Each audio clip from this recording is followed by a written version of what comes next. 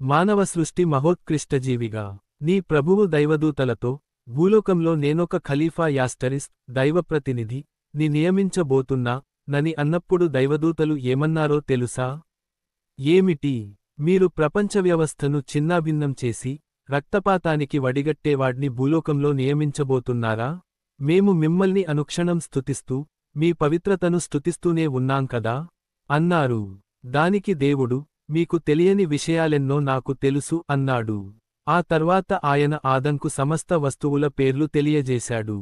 ఆపై వాటిని దైవదూతల ముందు ప్రవేశపెట్టి, మీ అభిప్రాయం సరైనదైతే కాస్త ఈ వస్తువుల పేర్లేమిటో చెప్పండి అనడిగాడు.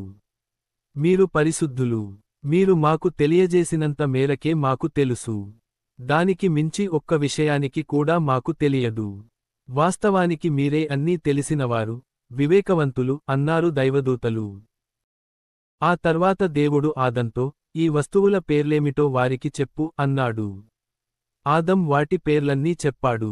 అప్పుడు దేవుడు దైవదూతలతో ఇలా అన్నాడు, భూమ్యాకాశాల్లో గుప్తంగా ఉన్న సమస్త విషయాలు నాకు తెలుసని నేను ముందే మీతో అనలేదా?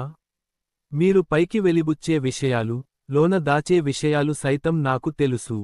ఆ తర్వాత మేము ఆదంకు గౌరవసూచకంగా అభివాదం చేయండని దైవదూతలను ఆదేశించాం. అప్పుడు ఇబ్లీసు తప్ప అందరూ అభివాదం చేశారు. ఇబ్లీసు తనేదో గొప్పవాణ్ణన్న అహంకారంతో విర్రవీగుతూ, తిరస్కరించి అవిధేయుడైపోయాడు.